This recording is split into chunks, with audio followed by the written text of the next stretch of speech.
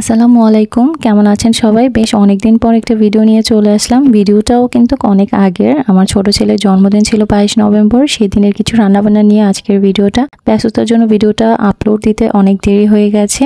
তো ছেলের জন্মদিনে ছোটখাটো করে কি আয়োজন করলাম শেষ পর্যন্ত অবশ্যই দেখবেন। ভিডিও শুরুতে একটা লাইক দিয়ে ভিডিওটা দেখা শুরু করবেন অবশ্যই। আসলে নভেম্বর ডিসেম্বর মাস আমরা যারা স্কুল পড়ুয়া বাচ্চার মায়েরা আছি তারাই জানি এই দুইটা মাস আমাদের কতটা ব্যস্ততায় কাটে।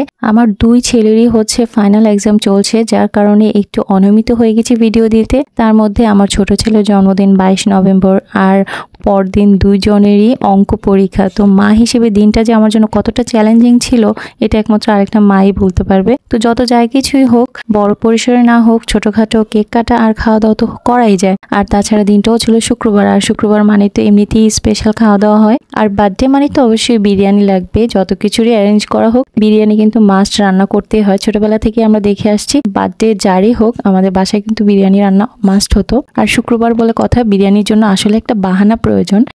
তো বিরিয়ানি রান্নার জন্য আমি আজকে গরুর মাংস, এখানে যাবতীয় যা মশলা আছে সব দিয়ে কষিয়ে নিয়েছি হালকা করে। আর এখন ঝটপট করার জন্য রাঁধুনি রেডিমিক্স বিরিয়ানি মশলাটা ব্যবহার করব। তো প্রায় হাফ প্যাকেটের মতো দিয়ে দিলাম। আর আজকে আমি বিরিয়ানির মধ্যে টমেটো ব্যবহার করেছি, কারণ আমার বাসায় টক দই ছিল না। দেখেন কিরকম হয়, আজকে টক দই ছাড়াই বিরিয়ানি রান্না করব। আর এখানে আমি কিছু সয়া সস অ্যাড করে দিলাম, এটাতে এক্সট্রা একটা ভালো ফ্লেভার আসবে। তারপর মাংসটা কষিয়ে ঢাকা দিয়ে রান্না করে নেব। ঢাকা দিয়ে দিলাম।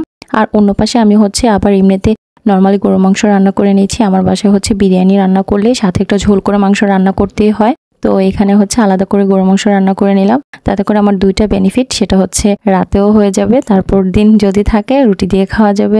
তাছাড়া মাংস রান্না থাকলে কিন্তু রান্নার চাপটা অনেকটাই কমে যায়। এই জন্যই আলাদা করে রান্না করা। তো মাংসটাও এখানে মশলা মাখিয়ে আমি এটাকে ঢাকা দিয়ে বসিয়ে দিলাম। এবার আমি চেক করে নিয়েছি বিরিয়ানির মাংসটা। তো মাংসর কালার দেখে কিন্তু বোঝা যাচ্ছে মাংসটা কিন্তু খুব ভালো করে রান্না হয়ে গেছে। কালারটাও খুব সুন্দর আসছে। এবার আমি অ্যাড করছি এখানে অনেকটা পরিমাণ গুঁড়ো দুধ। তো টক দই না দেওয়ার কারণে গুঁড়ো দুধটা একটু বেশি করেই দিচ্ছি। আর দিয়ে দিলাম 2 চামচের মতো চিনি। আর বিরিয়ানি ঝরঝরে রান্না করতে চাইলে এই চিনিটা কিন্তু মাস্ট দিতে হবে। তারপর মাংসটা আমি নেড়েচেড়ে আবার কিছুক্ষণ ঢেকে দিলাম আর একটু ভালোভাবে কুক হওয়ার জন্য। আর পাশাপাশি আমি এখানে চিকেন বারবিকিউ করব বা চিকেন গ্রিল যেটাকে বলে। তো যেহেতু আজকে আমি চুলায় করব, তা আমি মাংসটা আগে ম্যারিনেট করে রেখেছিলাম। এই ভিডিওটা কোনোভাবে পরে এসে গেছে।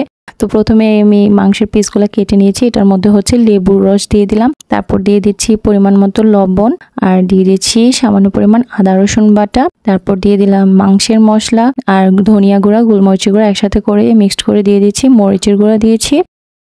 তারপর ডার্ক সয়া সস, আর দিয়ে দিলাম টমেটো কেচাপ। এরপর দিয়ে দিচ্ছি নুডলসের মশলা। এখানে যে কোনো ব্র্যান্ডের নুডলসের মশলা একটা অ্যাড করলেই হবে। তো এবার হাতে মাখিয়ে নিচ্ছি। আর এই কাজটা অবশ্যই সবার আগেই করে ফেলবেন, কারণ এটা যতক্ষণ মাখিয়ে রেখে দিবেন ততই কিন্তু ভালো টেস্ট আসবে। তো আমিও আগেই করেছিলাম। এটা প্রায় 2-3 ঘন্টার মতো রেস্টে রেখে দিলে সবচেয়ে ভালো। আর যদি আপনি আগের দিন রাতে করে রেখে দিতে পারেন তাহলে তো আরও ভালো টেস্ট হবে। তো আমি এটাকে খুব ভালো করে মাখিয়ে নিলাম মশলাটা। এরপর এটাকে রেস্টে রেখে দিব। তো মাংস ম্যারিনেট করা হয়ে গেল। তারপর আমি বিরিয়ানির মাংসটাকে চেক করে নিয়েছি। আর এই পর্যায়ে বিরিয়ানির মাংসটা কিন্তু খুব ভালোভাবে রান্না হয়ে গেছে। তারপর ধুয়ে রাখা পোলাওর চাল অ্যাড করে দিচ্ছি।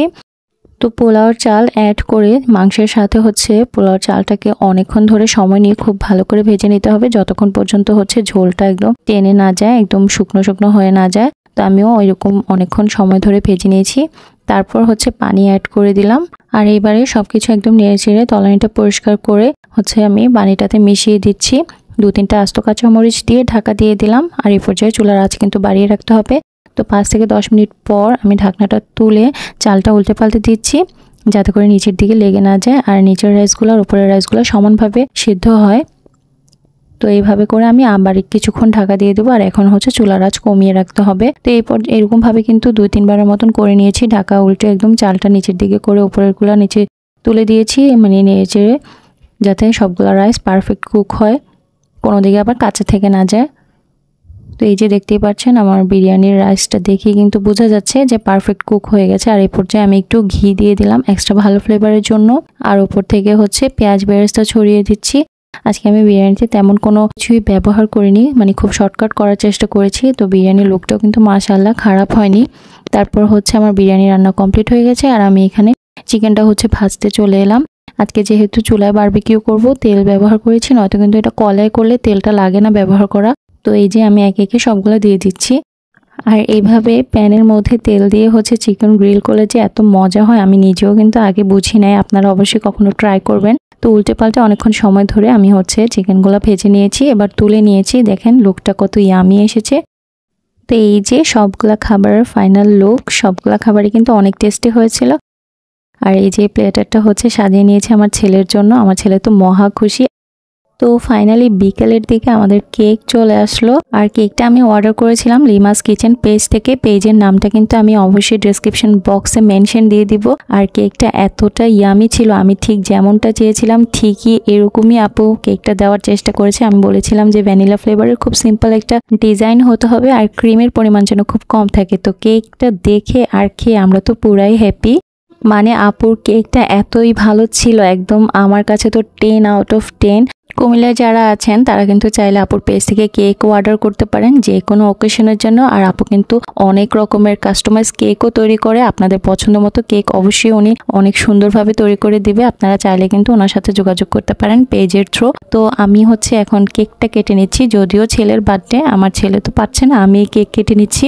কেকটা মাশাআল্লাহ অনেক টেস্টি ছিল, দেখতে যেরকম সুন্দর খেতে কিন্তু ইয়ামি। আর আমি আপুর কেকের সাইজের ব্যাপারে বলবো একদম পারফেক্ট। 1 পাউন্ড কেক এতটা পারফেক্ট সাইজ হতে আমি আর কখনোই দেখি নাই, মার্কেট থেকে তো কখনোই এত বড় পাওয়া যায় না। তো সেই জন্য হচ্ছে আমার আরো বেশি ভালো লাগছে। তো আপুকে অনেক অনেক ধন্যবাদ। আর আজকের ভিডিওটা কিন্তু এখানেই শেষ করছি। আর আপনাদের কাছে কেমন লাগলো ভিডিওটা আপনারা অবশ্যই কমেন্টে জানাবেন। ভিডিও ভালো লাগলে লাইক দিয়ে চ্যানেলটা সাবস্ক্রাইব করে দিবেন। আর ফেসবুক পেজ থেকে দেখে থাকলে পেজটা ফলো দিতে কিন্তু ভুলবেন না। আজকে বিদায় নিচ্ছি, দেখাবো অন্য কোনো ভিডিওতে। আল্লাহ হাফেজ।